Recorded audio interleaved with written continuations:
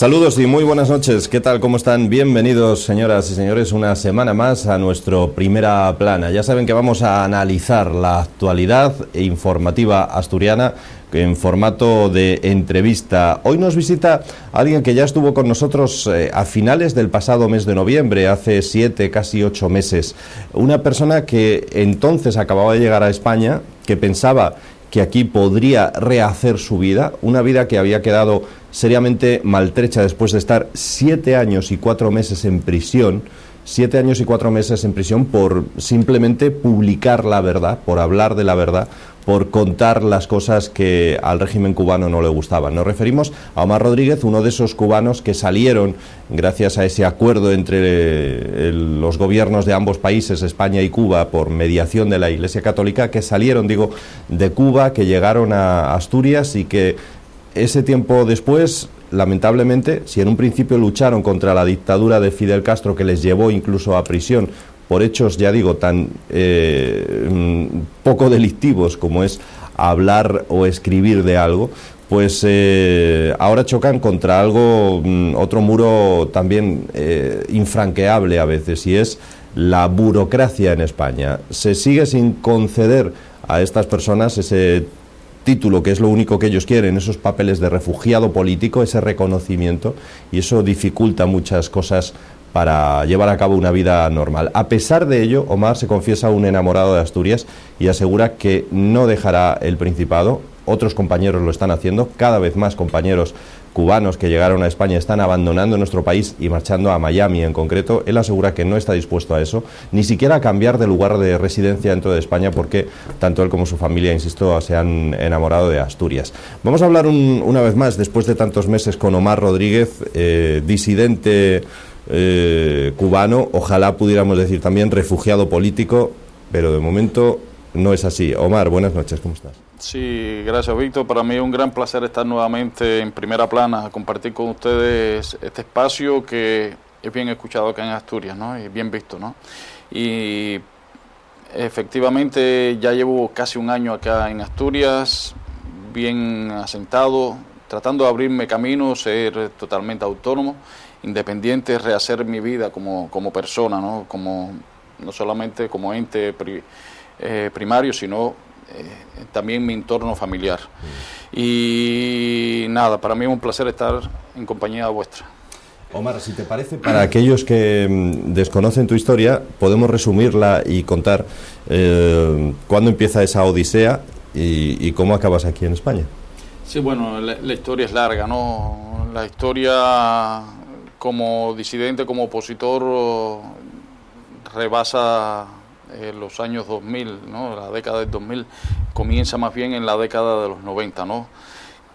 Después de la explosión del campo socialista en la Europa del Este, de la caída del muro de Berlín, yo me empiezo a adentrar y a preocupar un poco más sobre la situación de derechos humanos y por los deseos de cambios dentro de Cuba, ¿no? Poco a poco me voy adentrando, insertando dentro de la oposición cubana, la voy conociendo, voy ampliando mis relaciones dentro de ella hasta que finalmente en 1995 empiezo a trabajar fundo el periodismo independiente de Cuba dentro del Buró de Prensa Independiente de Cuba. Mi labor durante todos esos años, primero como reportero gráfico y después, bueno, incluso también como redactor, reportero noticioso en las calles. Fue ardua mi labor dentro de Cuba. Dirigí incluso una agencia de prensa, la Nueva Prensa Cubana, y hasta que en el marzo del 2003, el 18 de marzo del 2003, el gobierno cubano arremetió en una oleada represiva contra la oposición interna, encarceló a 75 opositores, en su gran mayoría periodistas independientes y promotores del proyecto Varela. Las sanciones fueron extremadamente desproporcionadas, no por los años, sino porque, como dije yo en un momento determinado, un minuto de sanción para nosotros es demasiado tiempo, ¿no? Es demasiado injusticia, porque solamente la presencia de un agente de la seguridad de Estado cuestionándonos nosotros lo que decíamos de forma transparente y pacífica, ya es un método represivo, ¿no? Y el gobierno cubano, Fidel Castro en persona, ordenó el secuestro nuestro con la infame intención de canjearnos por 5 terroristas cubanos que están presos en los Estados Unidos por espionaje. Y todo estos procesos demoró tiempo. Las autoridades norteamericanas no cedieron ante el chantaje de los Castros, y finalmente, ya vencida estas posibilidades de canjearnos, como públicamente hicieron los Castros en su momento, ya molestábamos, ¿no? Y decidieron finalmente, después de la muerte de Orlando Zapata Tamayo, en una huelga de hambre reclamando la libertad de los presos políticos de conciencia cubanos, y la huelga de Guillermo Fariña y el auge de las protestas de las damas de blanco en las calles de La Habana, que trajo como consecuencia un auge también en la represión por parte de la seguridad del Estado y sus turbas, vino un proceso de negociación primero entre la Iglesia Católica en la persona del cardenal de Cuba, Jaime Ortega Lamino, y después entre una negociación entre los gobiernos de Cuba y España que trajo como consigo esta deportación nuestra aquí a España, que comenzó el 13 de julio del pasado año, que por cierto, el 13 de julio, pero del año 1994, fue una fecha trágica para la historia de Cuba, porque en esa fecha el gobierno cubano hundió a 7 millas náuticas a un remolcador con 72 personas a bordo, en los cuales murieron más de 40. 11 de ellos, de esos fallecidos, eran niños. El menor de todos tenía 11 meses. ¿Y la gente que intentaba escapar de la isla? De personas que intentaban escapar, que el mayor éxodo que tiene Cuba hacia los Estados Unidos es precisamente es por vía ilegal, en frágiles embarcaciones por mar, ¿no?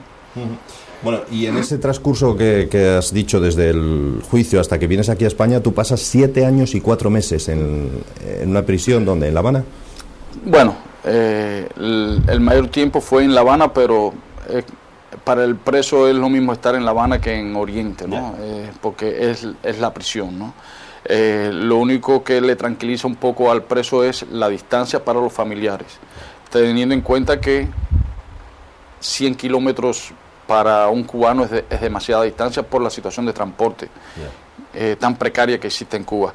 La primera prisión que se me confinó fue en Camagüey, a 550 kilómetros aproximadamente de Ciudad de La Habana, que es donde yo resido. Ahí estuve casi 10 meses, ¿no? Para la familia era bien engorroso ir hasta Camagüey, donde yo estuve encerrado todo ese tiempo en una celda de máxima seguridad, aislado. Y la visita en aquel entonces era cada 3 meses, 2 horas, ¿no?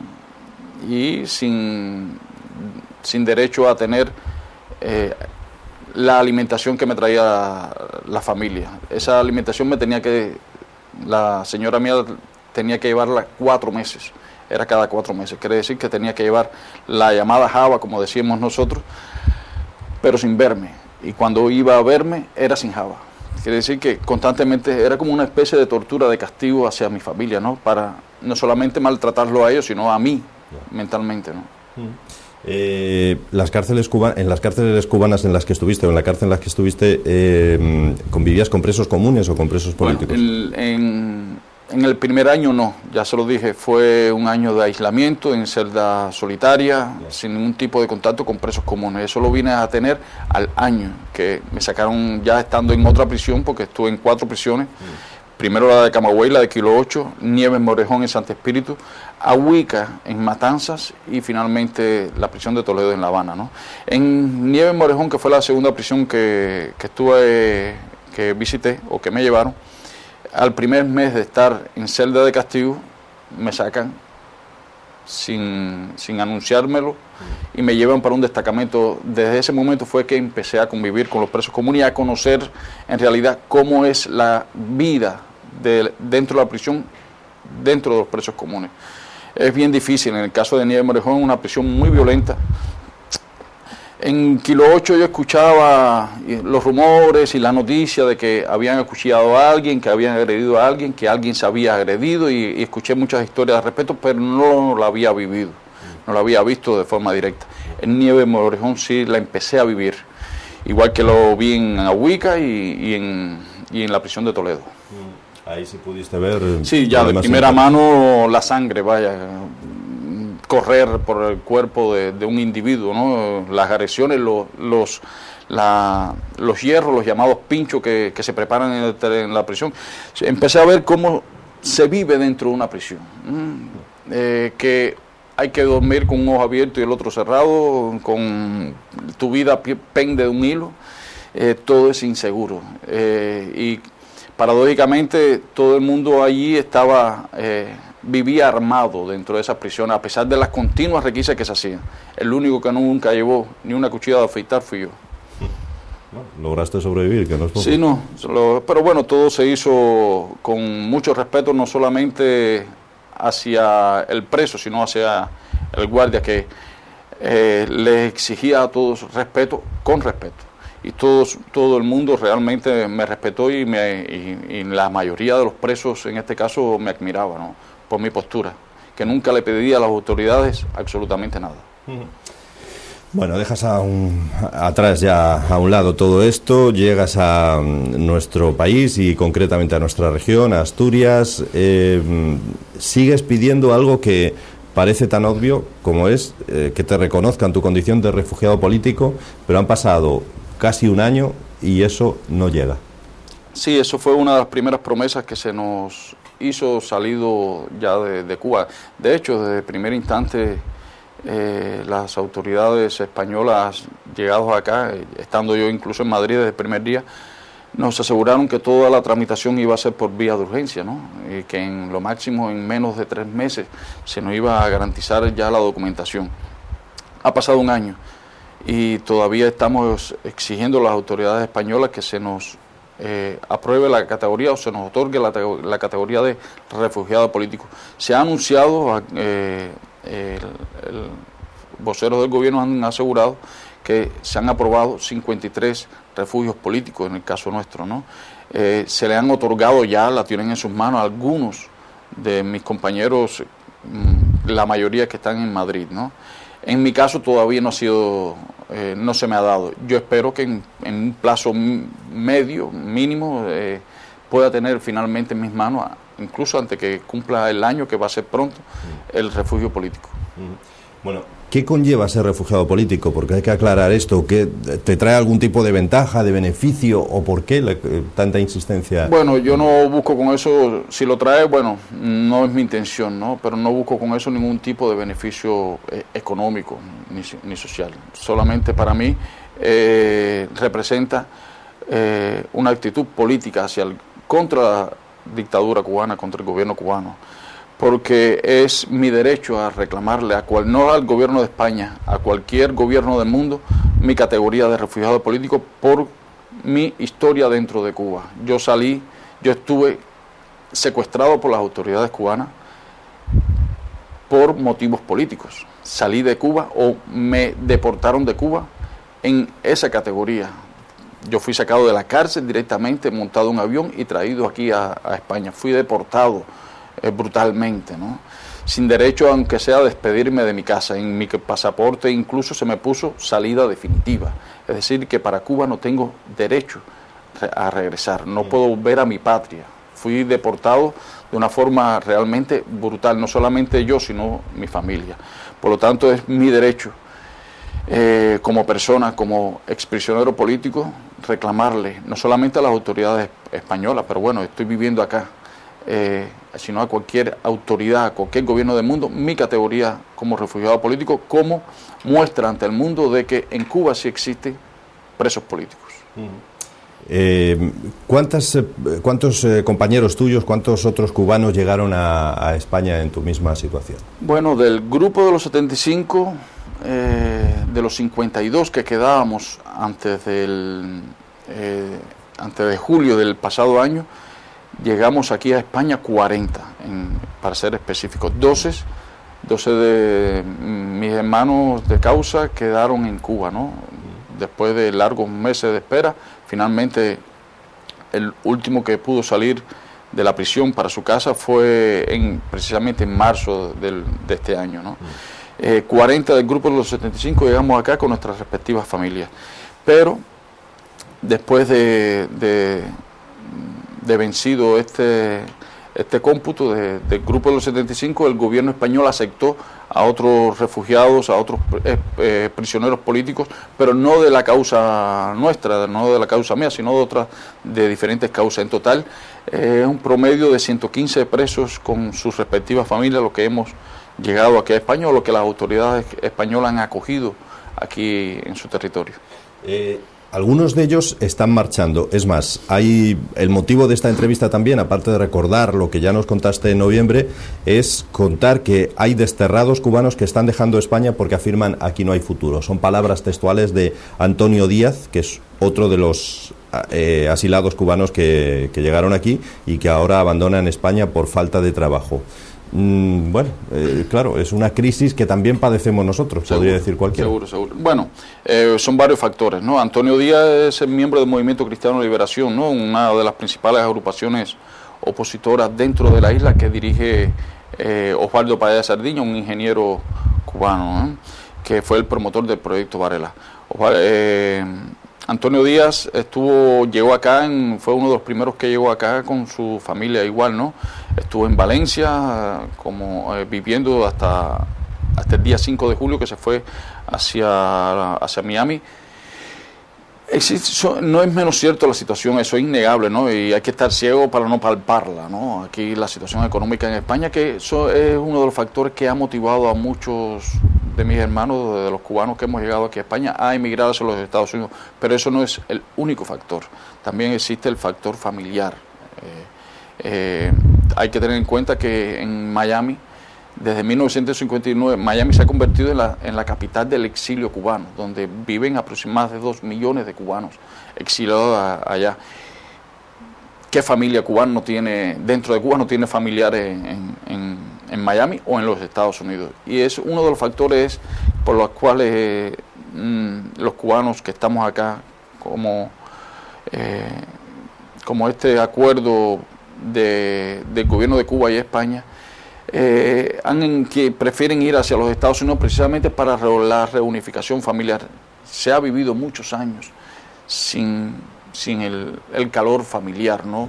En el caso de Antonio Díaz y de muchos otros, tienen su madre, sus hijos, familiares cercanos, viviendo establecidos durante años, ya desde hace muchos años, en Miami. Aquí, con la inseguridad laboral que existe por la situación económica, que un año y no se ha encontrado trabajo, bueno, ven más posibilidades de rehacer su vida, no solamente en el entorno familiar, sino laboral, allá en Miami. Por eso la gran mayoría de nosotros optaron o han optado y esperan ir hacia los Estados Unidos para rehacer una nueva vida. ¿Es tu caso también? ¿Quieres marchar a Miami o no? Bueno, en mi caso no. A pesar de que yo llevo más de 10 años sin ver a mi madre, que vive en los Estados Unidos, y más de 6 años sin ver a mi tío, que lo considero como un hermano porque nos criamos juntos, que vive en Miami, ¿no? Pero no, apuesto por mantenerme aquí en España. Confío en la recuperación de la economía española y mi esperanza no se pierde. Si hay algo que gané en prisión fue precisamente no perder la esperanza. Soy una persona optimista y no me dejo amilanar ante las dificultades. Yo confío en la recuperación española, y más con este cambio de color político que se está viendo en todas las fronteras españolas. Por eso, si hay una situación desfavorable para todo el pueblo cubano, es la gran fragmentación familiar. Y el pueblo cubano quiere unir a su familia, quiere vivir, aunque sea en su entorno, un entorno familiar mucho más cercano, no dividido como está actualmente. Eso es pienso yo que eso ha sido una de las principales causas que ha motivado a muchos de los cubanos que están aquí en España irse hacia los Estados Unidos. A quien sí tienes aquí es a tu mujer y a tu hija, si no me Sí, equivoco. tengo a mis 3 hijos y a mi señora acá, ¿no? Pero aquí en Europa, en Alemania y en Rusia tengo a mis otros 2 hermanos que hace 25 años no vivimos juntos, nos vemos, bueno, hace 14 años que no veo a mi hermano de Moscú, porque las autoridades cubanas no lo dejaban entrar a Cuba, igual que mi hermano que vive en Alemania, igual que a mi madre, que se fue en el año 2000, y a pesar de las reiteradas peticiones de mi madre allá en la Oficina de Intereses de Cuba en Washington, para visitarme a mí en prisión, las autoridades cubanas le negaban el permiso de entrada. Y no es que lo diga, mi madre tiene la documentación de esas negativas. ¿Y cómo se sale de Cuba? Porque hemos visto en patera, pero sí. ¿hay sistemas para salir de Cuba? Bueno, hay una datos interesantes, ¿no? El año pasado, en el año 2010, se notó una tasa de crecimiento en la emigración de Cuba, no solamente hacia los Estados Unidos, sino a cualquier parte del mundo. Se estimó, según datos oficiales, en más de 36.000 cubanos que salieron por vía legal, sin tener en cuenta los que salen por vía ilegal, que es hacia los Estados Unidos o México, porque ya se está cogiendo la frontera de México desde hace unos cuantos años también como punto de destino para poder finalmente brincar la frontera hacia los Estados Unidos. Pero evidentemente la situación política y económica de Cuba ha promovido que la emigración vaya aumentando, y eso a la vez trae consigo, conjuntamente con el decrecimiento de la natalidad y el aumento de los fallecimientos, que la población cubana no solamente se mantenga a un mismo nivel de 11.200.000 personas, sino que haya decrecido. Y para salir hay formas, como dices tú, legales, pero ilegales. ¿Cómo sale alguien de Cuba? ¿En patera? Sí, bueno, aquí se le llama patera. Bueno, los balseros. Sí, los cubanos le llamamos los balseros, ¿no? Balseros, ¿por qué? Porque son balsas. Los primeros... Esto es un proceso interesante, ¿no? Porque los primeros que salieron por vía ilegal hacia los Estados Unidos se fueron en lancha. Primero se fueron en avión y después se fueron en lancha. Pero como en Cuba se han acabado las lanchas, ya las personas empezaron a salir en cámaras de camiones, ¿no? En la rueda del camión, y así con eso se empezaron a hacer pequeñas balsas, frágiles embarcaciones muy peligrosas. Aquello está infectado de tiburones. Bueno, el estrecho de la Florida se le dice el estrecho de la muerte precisamente por eso, porque se ha infestado, los cubanos han infestado esa zona de tiburones por la cantidad de fallecimientos y de tragedia que ha habido en ese estrecho, ¿no? Se estima que de 5 cubanos que salen, llegan a Estados Unidos, llegan 3 aproximadamente, ¿no? Y es una gran tragedia. Hablábamos antes, te preguntaba antes si no estás dispuesto a marchar a Miami. Decías que no, que quieres seguir en España, incluso en Asturias. ¿No estás dispuesto ni a irte de Asturias, qué sé yo, a Madrid, a Barcelona, a una gran ciudad donde pueda haber más posibilidades de encontrar un empleo? Por el momento no tengo pensado esa posibilidad. Llegué a Asturias, me designaron Asturias, no la elegí yo, me designaron Asturias, llegué aquí, y quien me eligió para venir a Asturias, bueno, si lo conozco le doy las gracias, ¿no? Porque realmente me ha gustado mucho Asturias. Estoy enamorado de Asturias, de Gijón, también de Oviedo, ¿no? Muy bien me siento, y ya se lo dije, apuesto por la recuperación no solamente económica de España, sino de Asturias. ¿Cómo es tu vida aquí en Asturias con tu mujer y tus 3 hijos, decías? ¿Cómo es tu vida aquí en Asturias?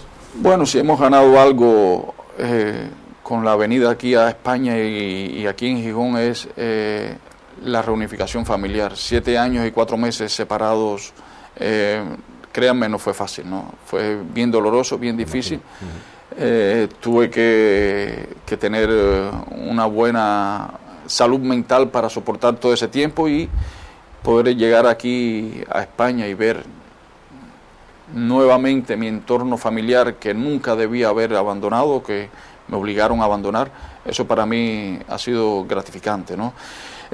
Durante todo este año que hemos hecho aquí en España, aquí en Gijón en específico, bueno, tratar de reinsertarnos o insertarnos en la sociedad asturiana, española. La señora mía ha pasado varios cursos, Yo estoy actualmente pasando un curso de carpintería de metales, y porque no me puedo encasillar en lo que sé. Aunque tú eres fotoperiodista, hemos dicho, no tiene nada que ver con lo que tú hiciste toda tu vida, pero bueno, hay que reciclarse, ¿no? Seguro, hay que diversificarse, uno no se puede encasillar. Estoy consciente, no puedo negar la situación que existe no solamente en la economía, sino también en la esfera periodística e informativa en toda España, en Asturias, y nada, y buscar un camino nuevo, una nueva vida y nada, apostar por el futuro, ¿no? Y por lo demás, bueno, esperando que llegue, en principio es lo que anhelo, la condición esta que se me otorgue finalmente, la condición de refugiado político, para poder tener un poco más de libertad, para poder visitar a otras naciones, para poder llevar a otras naciones la palabra firme a favor de la democracia en Cuba. ¿Contigo había otros compañeros cubanos aquí en Asturias? Sí, de la causa mía estaba Horacio Piña, que es residente en Pinar del Río, que él llegó aquí en noviembre, pero decidió irse para Madrid. Pensó que ya no hay nadie, ya está solo. No, de mi causa no hay nadie, solamente yo. Muchos hermanos míos me han dicho, me han invitado a mudarme hacia Madrid, pero bueno, yo para no herirle incluso sensibilidad le he moldeado la palabra y le he dicho, bueno, vamos a ver, ahora no es el momento, pero bueno. Y Horacio Piña, que es mi hermano realmente, fue uno también de los que me motivó a irme hacia Madrid. Él está allá y desgraciadamente allí tampoco ha encontrado trabajo. No ha encontrado nada, y yo pienso que hasta le está yendo un poco más mal, ¿no? Cosa que no le deseo, ¿no? Todo lo contrario, le deseo lo mejor, ¿no? Pero parece que en Madrid no ha encontrado lo que él fue a buscar, muchas mayores posibilidades. El caso de este compañero tuyo, Horacio Piña, que llegó en noviembre, decías tú, a Asturias y marchó ya a Madrid, es también muy llamativo, porque él también estuvo en prisión, también me imagino por ir contra el régimen cubano, y allí fue donde conoció a su mujer. Cuéntanos esa historia, porque antes me la contabas y me pareció propia de un culebrón, pero no, es real. Es una cosa interesante, ¿no? Porque realmente hay que tener en cuenta que el caso de nosotros fue muy espectacular dentro de Cuba, sonó mucho, ¿no? Y las autoridades cubanas nos quiso denigrar tanto que todo el mundo se comentaba, todo el mundo nos conoció, y más en prisión. Nos mantuvimos aislados, sin ningún tipo, en los primeros meses, sin ningún tipo de contacto. Nos mantenían como entes extremadamente peligrosas para el régimen, evidentemente. En este caso, Horacio Piña estaba en la prisión de Canaleta, en la provincia de Ciudad de Ávila, en una celda también aislado, y a diario una doctora lo iba a ver su estado de salud, y sus primeros encuentros fueron algo inadecuados, ¿no? Hubo discusiones, por él, una persona enferma, ¿no? Tiene varias situaciones de enfermedad, y la doctora, los primeros encuentros, bueno, fueron violentos, pero eso poco a poco con su visita se fueron moldeando, fueron bajando de tono, y finalmente llegó a algo muy curioso. Llegó el amor. Tocaron las puertas de esa celda y los dos compenetraron. La doctora que le atendía, del régimen castrista, se enamoró de él y de un disidente cubano.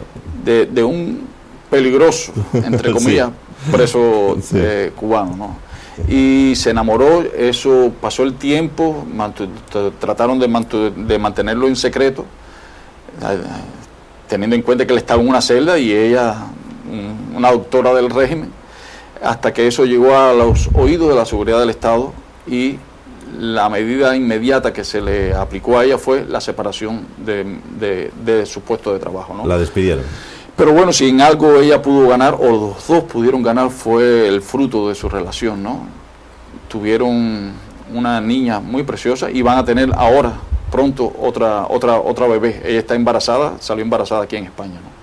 O sea que triunfó por encima de las ideas políticas, triunfó el amor, y lo que sí tuvieron es que abandonar Cuba finalmente. Sí, ella tuvo, como ya dentro de Cuba se vio sin su carrera frustrada, su vida totalmente sin posibilidades, bueno, tuvo que venir con él para acá a España y bueno, ya se lo digo, se lo repito, ¿no?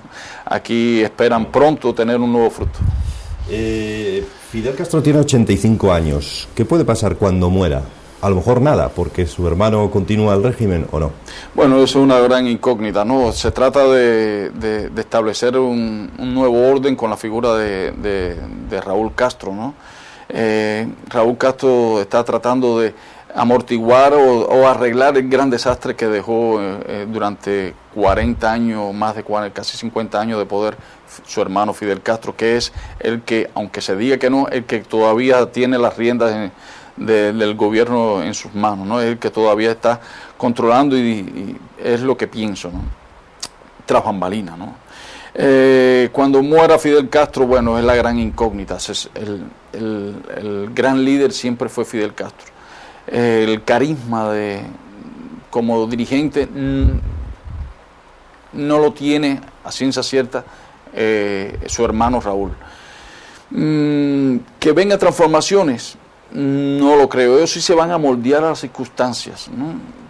Porque ante todo ellos no quieren salvar a una ideología. Ellos lo único que pretenden salvar es su gobierno, su poder, sus privilegios y amoldarse a los tiempos, a las circunstancias. Se han anunciado cambios económicos dentro de Cuba. Todavía eso está por ver. Se dijo en el Congreso del partido, se anunció nuevas medidas económicas que pueden dar resultados siempre que haya verdadera voluntad por parte de las autoridades y no que ocurra lo mismo que hicieron después de 1994, que estas mismas medidas que se aprobaron ahora se aprobaron en 1994 y todo en aquella fecha, años después, se echaron atrás.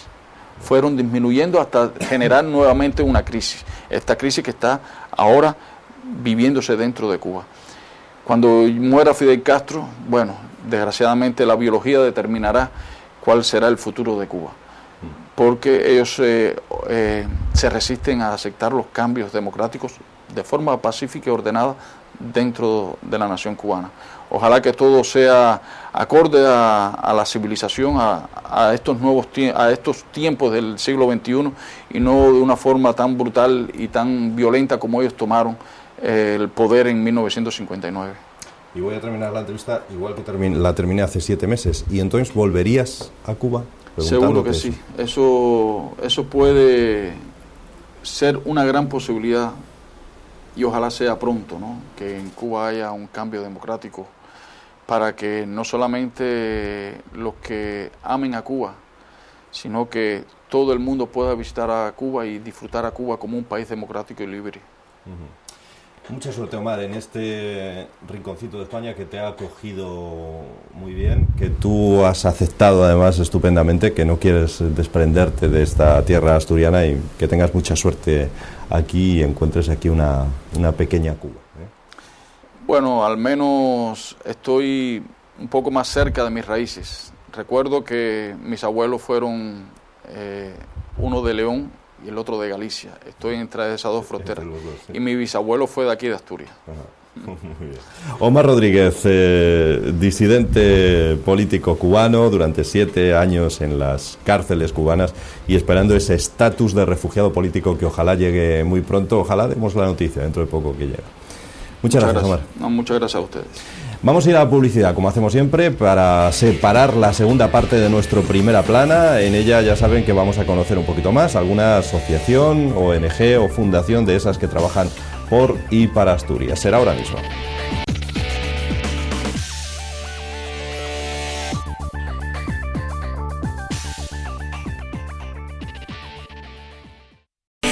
Continuamos, hay muchos asuntos que contarles aquí en Asturias. Ya saben que en la segunda parte de Primera Plana siempre queremos llevarles hasta sus pantallas, hasta su hogar, diferentes asociaciones que luchan por sus objetivos de lo más variado y que la verdad es que son muy plurales y son muy abundantes en Asturias.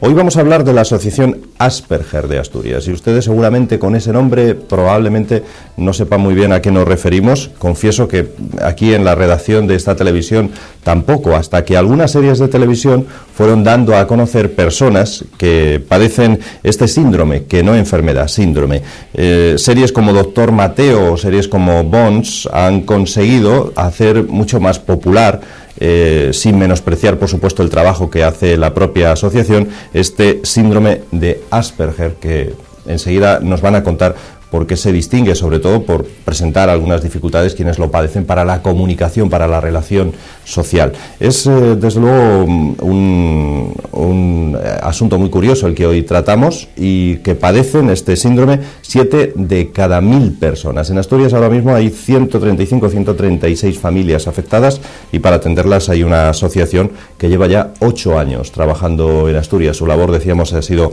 muy importante. Con nosotros está María José Díaz, que es la vicepresidenta de esta asociación en Asturias y además es la presidenta nacional.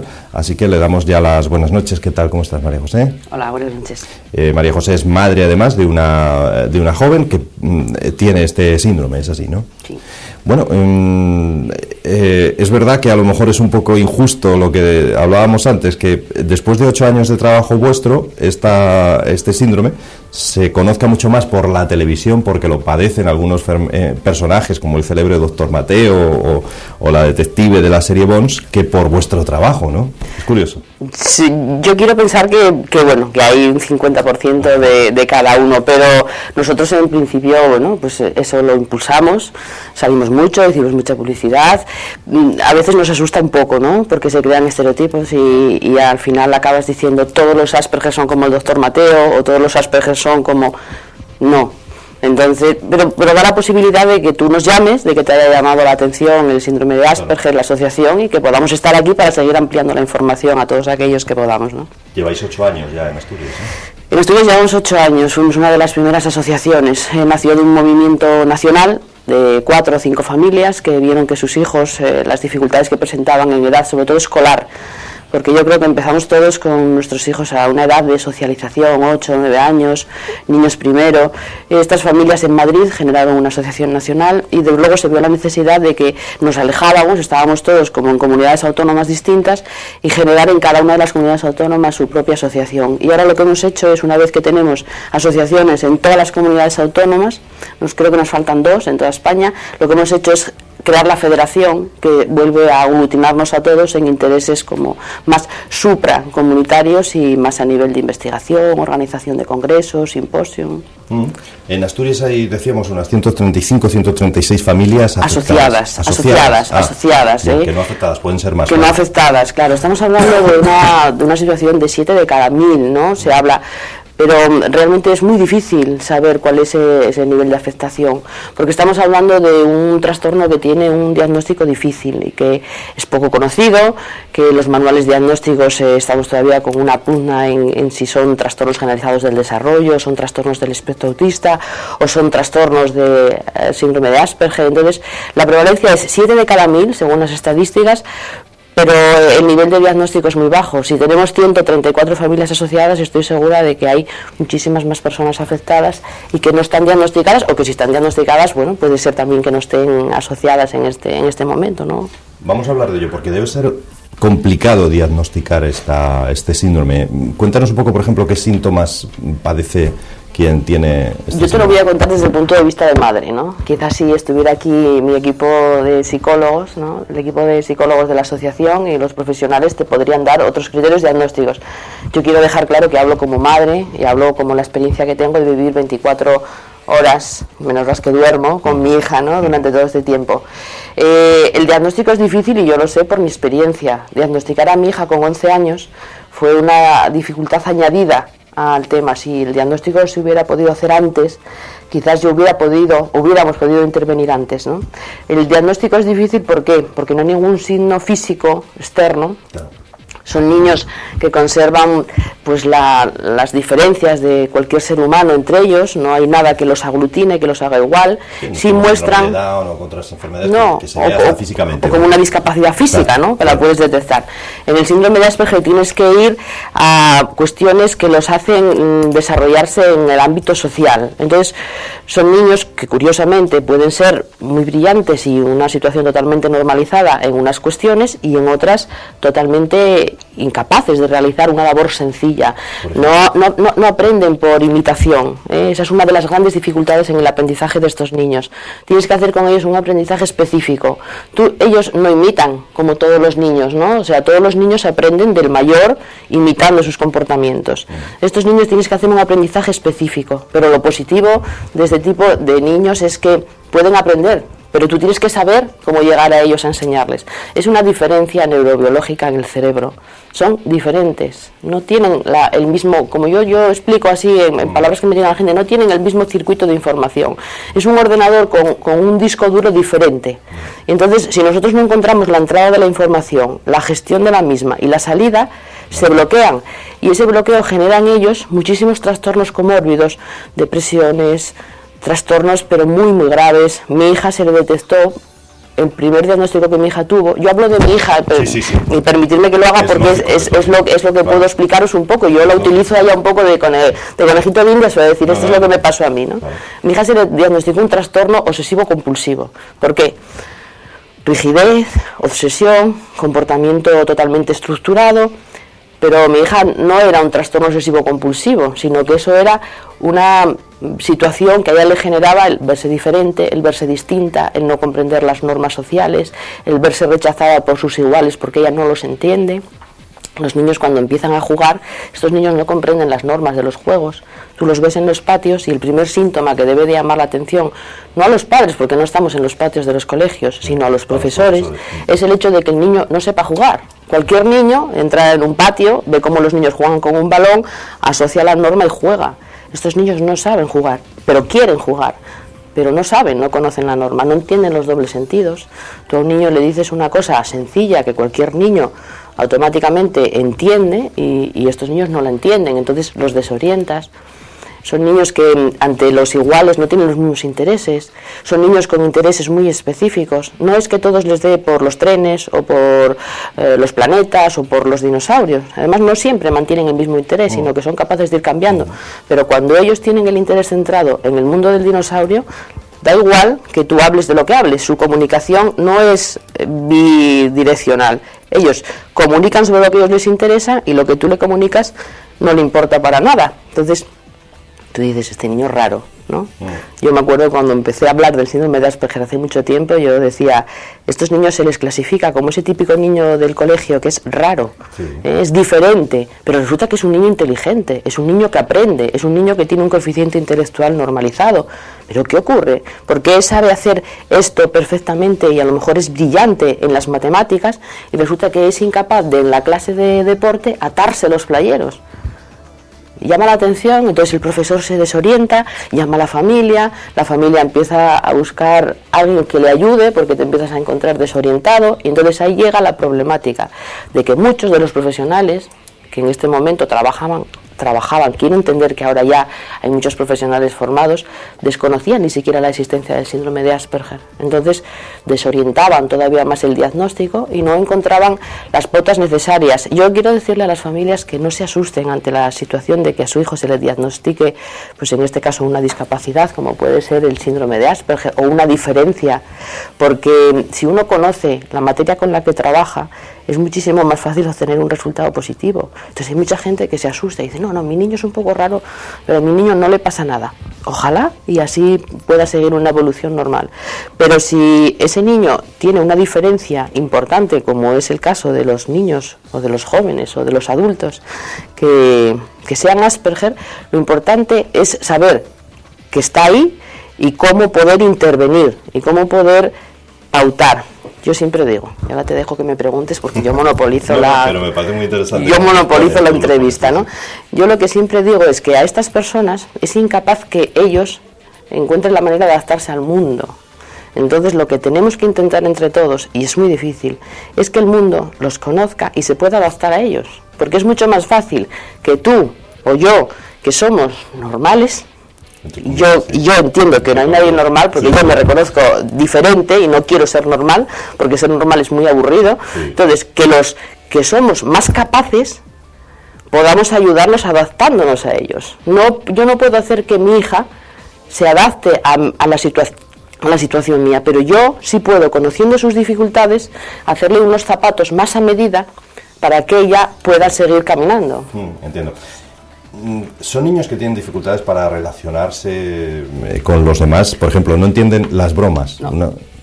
Puedes generar un grave problema de frustración. Son niños que a veces en el colegio te dicen que tienen reacciones violentas. No son violentos, no son niños agresivos, ni muchísimo menos, pero se defienden.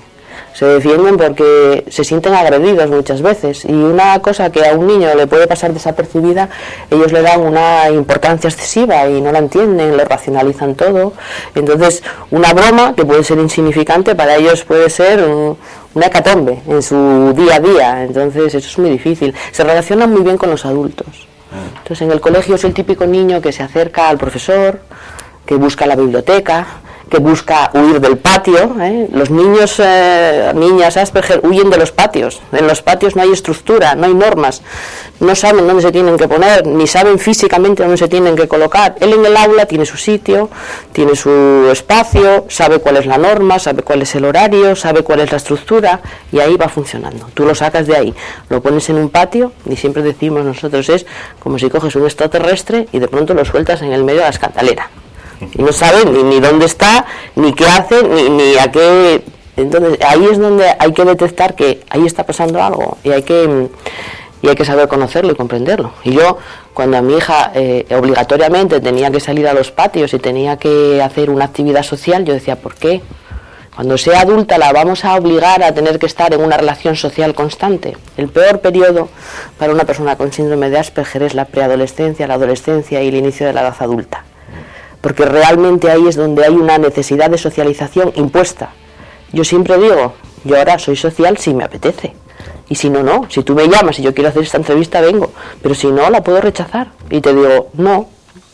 En cambio, a un niño, a un joven, a un preadolescente, se le exige que tenga esa socialización, y estos niños son incapaces o les resulta muy difícil hacerlo, ¿no? Y bueno, si hablamos del mundo del joven adulto, ni te cuento ya, ¿no? Por lo que explicas, como que, no sé si esa expresión es adecuada, pero podría decir son muy cuadriculados, ¿no? Sí. Tienen... Sí, te comentaba antes que están dentro de los trastornos del espectro autista, ¿no? Dicen que la parte más alta, porque son niños que no tienen las dificultades que puede tener un niño con autismo clásico, pero son niños muy rígidos. Son niños que necesitan mucha estructura. Mi hija, el trastorno obsesivo, se convertía en que ella, para desplazarse en un sitio, por ejemplo en este espacio, para ir allí, ella tenía que buscar una línea en el suelo, moverse por esa línea, llegar, tocar la pared y darse la vuelta. Entonces yo decía, ¿pero qué haces, Alejandra? ¿Por qué te comportas así? ¿Y qué era? Era una necesidad de encontrar una estructura para todo lo que hacía. Masticaba 7 veces la comida antes de tragarla. Claro, eso empieza a ser síntomas de una obsesión compulsiva. Contadas. Y el cepillo, yo conozco a Asperger adultos que tienen que cepillarse los dientes 35 veces aquí, 35 veces allí y 35 veces aquí, ¿no? O al jabonarte, hacerlo con... Pero no son trastornos obsesivos compulsivos. No lo hacen por compulsión. Lo hacen por necesidad de estructura. Porque mi hija a mí muchas veces me pregunta, mamá, ¿esto cuánto de bueno es? Tienen que cuantificar. Entonces nosotros, bueno, trabajamos con escalas, y si una cosa es buena le ponemos un 8, 9, 10. Entonces eso a ella le causa una sensación de tengo que valorar si algo es bueno o malo por una escala. Entonces, ¿cuántas veces tengo que jabonarme? Pues es que no sé si me voy a estar jabonando 3 horas. Entonces, para saber cuándo tengo que parar de jabonarme, me jabono 35 veces. Pero no es un trastorno obsesivo compulsivo, es una necesidad de ordenarlo y de estructurarlo todo. Bueno, ahora ya has ido indicando casos más concretos, pero con los primeros diagnósticos, con los primeros síntomas, que nos dabas, de el niño que no quiere jugar con la pelota, etcétera, uno puede alarmar en cierta medida a la población, y a lo mejor más de un padre ahora esté pensando que su hijo, y no necesariamente, quiero decir, debe ser muy difícil diagnosticarlo, ¿no? Sí, eso es lo que precisamente a nosotros nos asustaba un poco, ¿no? que de pronto todo el mundo, bueno, pues un niño muy inquieto, en una época en que todo el mundo era hiperactivo, pues no. O sea, un niño diferente, distinto, que no le gusta jugar al fútbol, no es que sea Asperger, tiene que cumplir muchos otros criterios diagnósticos. Lo que sí hay que hacer es estar alerta, como en todo, pero no hay que alarmarse ni hay que preocuparse en exceso. Lo que tampoco hay que hacer es decir, no pasa nada, porque si no pasa nada y pasa, ese niño va a sufrir unas consecuencias que se podían haber paliado si realmente hubiéramos sabido detectar que había una diferencia, una dificultad. Y además, la afectación de las personas con Asperger es de lo más de aquí a aquí. Quiero decir que hay personas que con una mínima ayuda pueden llegar a hacer una actividad totalmente normalizada en su vida social, sentimental, emocional, familiar y laboral, y hay personas que no van a poder llegar nunca a esa normalización. Pero por eso hay que estar atentos y hay que saber darle a cada uno. Yo siempre digo, ¿por qué me voy a empeñar? Si mi hija tuviera una pierna más corta que otra, yo intentaría ponerle un tacón para que pudiera seguir caminando. No diría, no, hija mía, tienes que seguir caminando y además que no se te note que tienes una pierna más corta que otra, ¿no? Entonces, bueno, es una manera de afrontar las diferencias que yo quiero lanzar aquí este mensaje. Ser diferente no es malo. Es malo cuando nosotros hacemos que eso tenga unas consecuencias negativas para la vida de la persona con la que nosotros pues compartimos, en este caso, una diferencia, como puede ser el síndrome de Asperger, ¿no? Bueno, decíamos al principio que no es una enfermedad, es un síndrome, con lo cual no sé si es correcto decir que preguntarte si la atención médica es la adecuada, porque no sé si hay una atención médica como tal o... Nosotros es otro de los campos en los que intentamos, o sea, ahora hemos conseguido pues que haya diagnóstico y que a los niños, pues pasándoles una serie de escalas y haciendo una valoración clínica, bueno, se pueda diagnosticar un trastorno de este tipo. Luego, la atención clínica no existe en sí, porque no hay trastornos comórbidos. Si ese niño se encuentra muy deprimido, le puedes tratar como una depresión. Si ese niño tiene una obsesión generada por esa necesidad de cuadricular, le puedes dar un antiobsesivo, pero no existe un tratamiento. Lo que existen son pautas de intervención. Era lo que te decía antes, si el niño tiene dificultades, hay que darle instrumentos para que pueda superar esas dificultades, y hay que ayudar a la familia para que la familia no le exija al niño algo que el niño nunca va a poder dar, que eso genera una frustración. Entonces, no es un tratamiento, es una intervención psicopedagógica, y eso se hace a través de los colegios, de la familia, y nosotros como movimiento asociativo lo que intentamos es dar una solución a todo eso. Las asociaciones tienen casi todas un equipo técnico, tienen sus psicólogos. En Asturias, bueno, pues tenemos ya desde hace tiempo 2 psicólogos trabajando con nosotros. ¿Y qué hacemos? Hacemos talleres de habilidades sociales, hacemos grupos para que los niños aprendan a jugar, hacemos grupos para que los jóvenes aprendan a socializar y a salir en sus ratos de ocio, hacemos grupos de... yo es que ahora he perdido un poco el término, y a veces si me oyen dirán, no es así como se llama, pero aprender a sobrevivir, ¿no? Es decir, hacer un taller de cocina, ¿no? Para que estas personas pues puedan manejarse, puedan tener una vida autónoma. Y ahora estamos muy preocupados, estamos hablando mucho de diagnóstico, de edad temprana, de colegio, de informar a las familias de que detecten en lo más pronto posible esas diferencias, pero ahora nos estamos encontrando con un mundo adulto, y con un mundo adulto muy importante, porque un síndrome de Asperger nace y muere. Entonces no nos podemos olvidar de que va a acompañar a esa persona durante todo su ciclo vital. Entonces yo, egoístamente, hace 8 años me centré muchísimo en los niños en edad escolar. Tu hija entonces tenía 11 años, claro. Yo me acuerdo que el primer programa que hicimos en la televisión, que ya es un clásico, que es el Fuera de la Fila, se puede encontrar en internet, pones Asperger Asturias Fuera de la Fila, y ahí veréis mi obsesión hace 8 años, ¿no? Que era el colegio. Entonces hoy, yo te agradezco que me des esta oportunidad, porque voy a cambiar la banda. Eso sigue siendo importante. Seguimos trabajando en el colegio, seguimos trabajando muy directamente con los colegios, con los equipos de orientación, con atención temprana, con los pediatras, pero es que me vais a permitir que yo cambie, ¿no? Y que siga evolucionando con mi hija y con el síndrome que ella va a ser toda su vida. Entonces, ahora hay que trabajar el mundo adulto. Y el mundo adulto es muy importante, porque es muy difícil. Hay muchísimos adultos con muchísimas dificultades que nunca han tenido una respuesta a qué es lo que me pasa. ¿Por qué yo soy diferente? ¿Por qué ellos se sienten diferentes? Y son plenamente conscientes de que son diferentes y de que no encajan en los estereotipos de la normalidad que nosotros ahora mismo tenemos en la sociedad. Y estas personas han ido defendiéndose, unos mejor, otros peor, pero el mundo del adulto Asperger está ahí, y yo creo que tenemos que volcarnos también en esa faceta, porque ahí hay una gran dificultad en el tema emocional. Son personas con muchas dificultades para encontrar y hacer relaciones sentimentales. Son personas con muchas dificultades, aun siendo muy buenos trabajadores, buenos profesionales, porque cuando son buenos en una cosa son buenísimos, porque se centran al máximo. Pueden ser buenos profesionales, no encuentran entrada en el mundo laboral. ¿Por qué? Por todo el entorno social que rodea el mundo del trabajo. Tienes que compartir cosas con compañeros de trabajo, tienes que entender a un jefe, tienes que entender unas normas. Ahí en el mundo laboral hay una gran frustración en el mundo Asperger. Y luego hay una tremenda dificultad en que estas personas es muy difícil ya llevarlos a grupos de terapia. Decirle a una persona que tiene 30, 40 años, mira, es que ahora vamos a empezar a trabajar contigo, eso es muy difícil. Pero quizás ahí lo que necesitemos es darles una explicación. Es darles una explicación a lo que te está ocurriendo, no te ocurre a ti solo. Le ocurre a muchas otras personas y a lo mejor entre unos y otros podemos ayudarnos. Bueno, pues me alegra mucho que pasemos a la edad adulta, porque de eso queríamos preguntarte. Tu hija ya tiene 19 años, por ejemplo. ¿Tu hija puede tener amigos? ¿Logra tener amigos? No, porque no tiene ningún interés. El día que tenga interés en tener amigos, pues los tendría. Las mujeres, bueno, voy a hablar de mujeres porque ya no son niñas, ya yo decía las niñas a veces lo tienen más fácil porque son menos competitivas, se las protege más. Ahí dicen estadísticamente que hay una incidencia mucho mayor en hombres del síndrome de Asperger. Yo me acuerdo cuando hablábamos al principio, es la mente masculina, es la mente cuadriculada, voy a decir algo que es la única neurona. O sea, yo me centro en una cosa y yo hago esto y no soy capaz de... Una mente en una sola dirección. Y las niñas lo disimulan más. Las niñas no tienen tantos problemas sociales.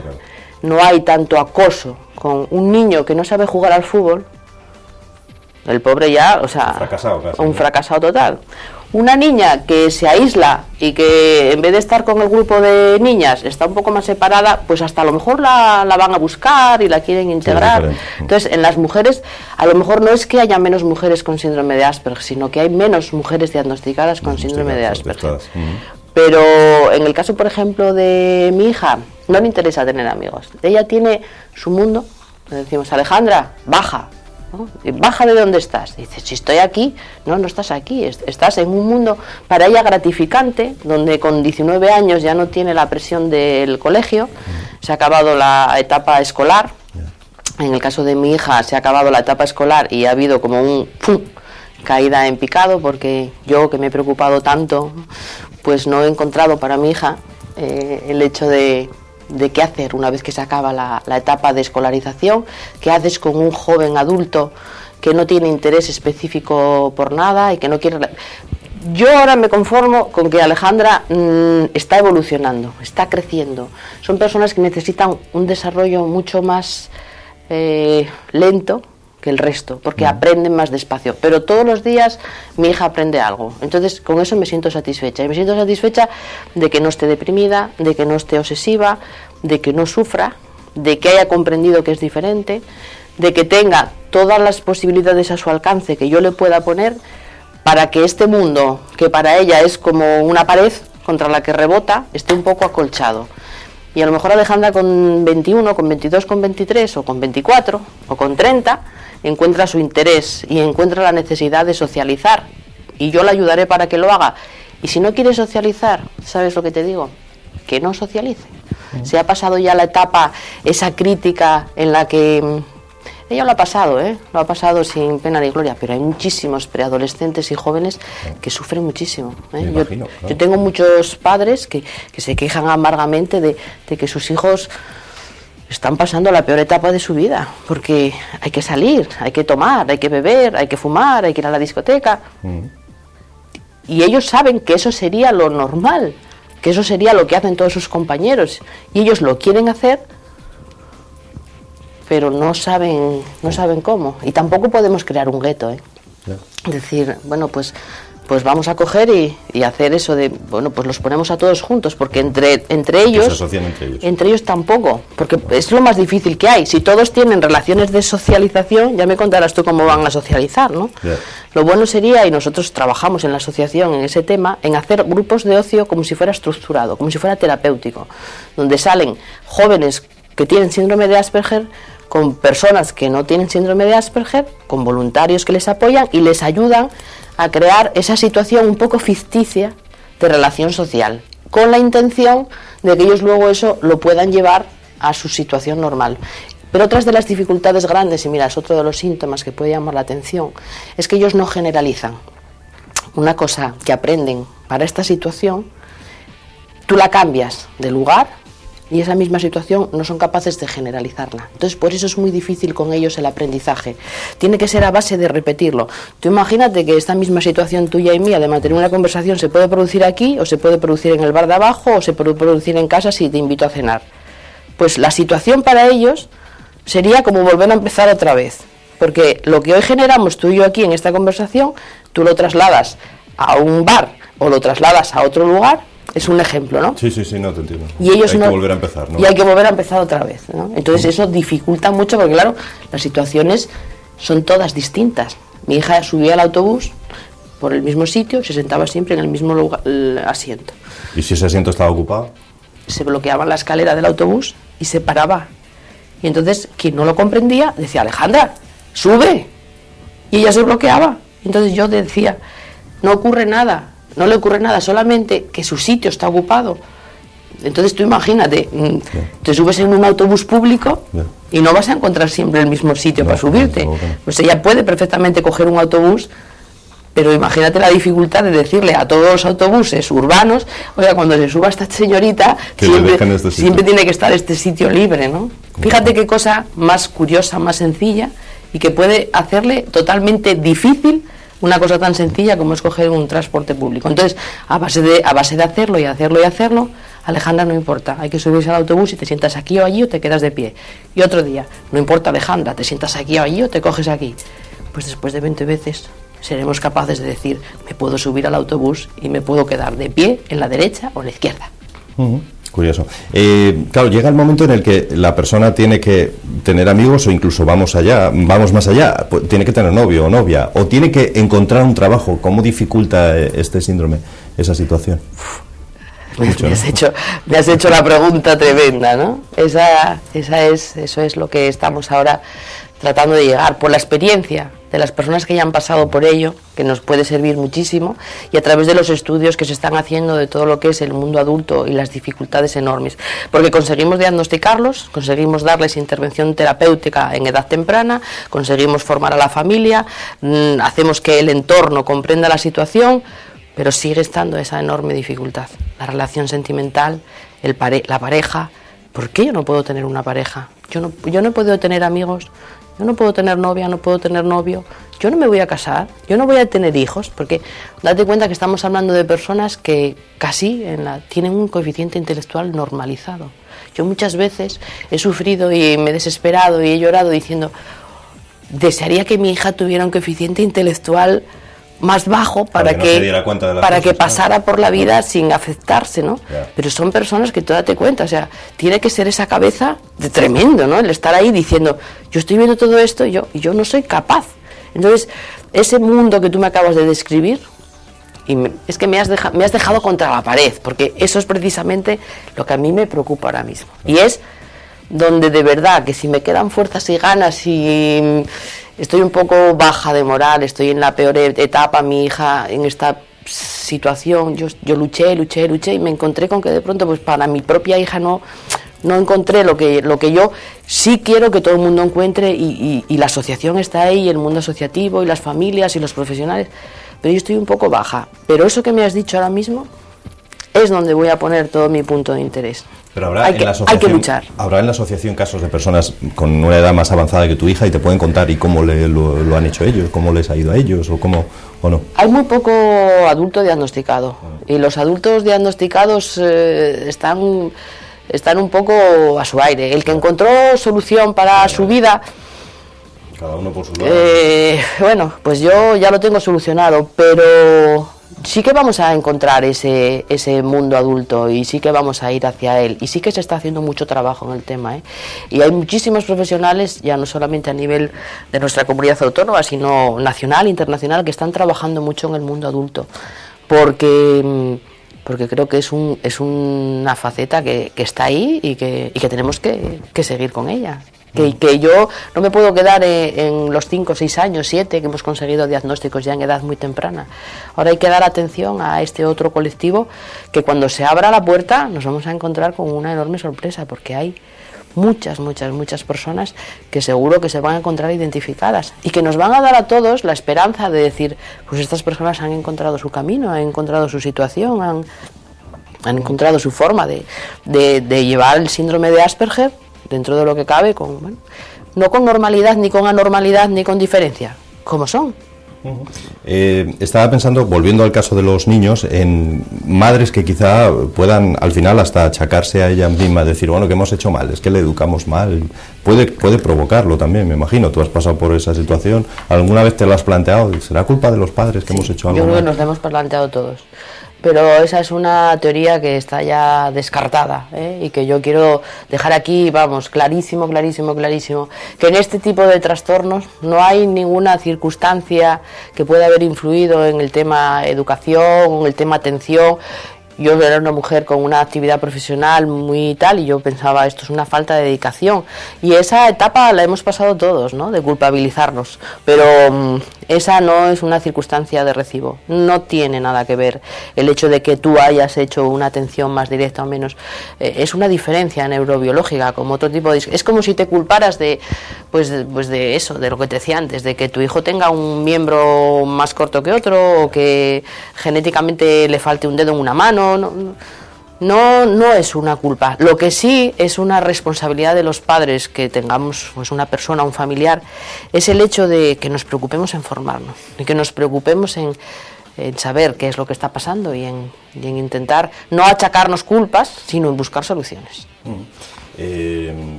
De por sí, si uno tiene un familiar con este síndrome, pues ya tiene su trabajo, evidentemente, pero tú es que además te metes en presidir esta asociación, ahora incluso presidenta nacional, sí. Lo cual es de elogiar, porque eso puede ayudar a los demás. No, soy egoísta, no. Pero egoístamente ayudas a los demás. Yo siempre lo digo, yo lo hago de forma egoísta, o sea, que nadie piense que lo hago de una manera altruista. Yo me río y lo digo como comentario. Es altruista porque realmente es un esfuerzo que... Bueno, a mí me gratifica el hecho de hablar con una familia, o el hecho de... Yo llevaba un teléfono yo mucho tiempo llevé el teléfono de atención, mi teléfono personal era el teléfono donde llamaba a la gente.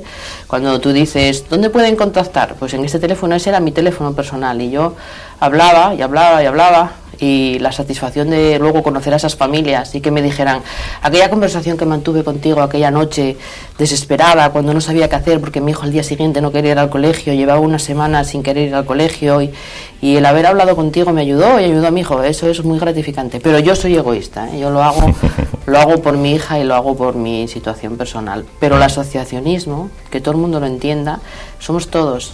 Que nadie vaya a la asociación Asperger Asturias, ni Asperger Cantabria, ni Asperger a que le solucionen nada. Tienes que ir a plantear qué es lo que te está pasando, y con lo que tú puedas aportar, y lo que yo pueda aportar, y lo que el otro pueda aportar, vamos a conseguir una situación mejor en la vida de las personas con las que compartimos el síndrome de Asperger.